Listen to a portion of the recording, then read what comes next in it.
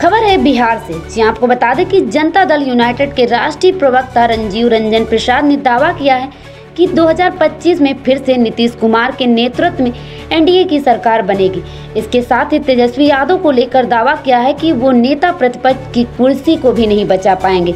राजीव रंजन ने कहा कि बिहार के नौजवानों को पता है कि विकसित राज्य का जो संकल्प है वो इस राज्य को नीतीश कुमार की अगुवाई में ही हासिल होगा।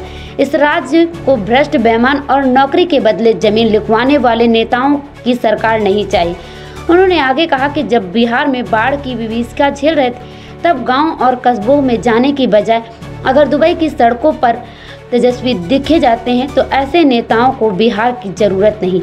बिहार का मन बन चुका है। राज्य में एक प्रचंड जनादेश की स्थिति बन रही है।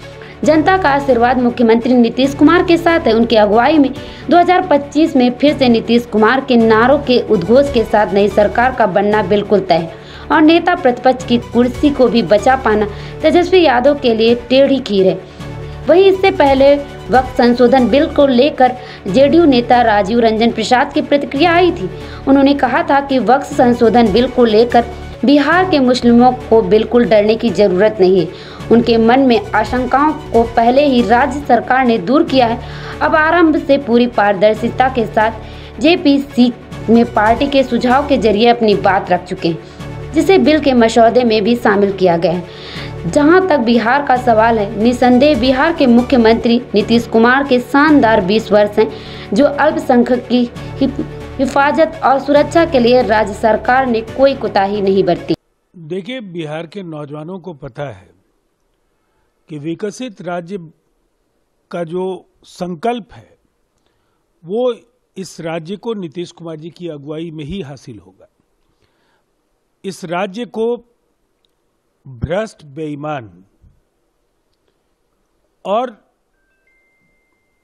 नौकरियों के बदले जमीन लिखवाने वाले नेताओं की भी सरकार नहीं चाहिए। ऐसे लोग जब बाढ़ की विभीषिका बिहार झेल रहा हो, बिहार के गांव और कस्बों में जाने के बजाय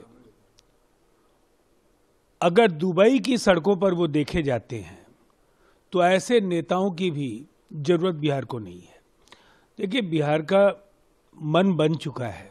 इस राज्य में एक प्रचंड जनादेश की स्थिति बन रही है। जनता का आशीर्वाद बिहार के करिश्माई मुख्यमंत्री नीतीश कुमार जी के साथ है।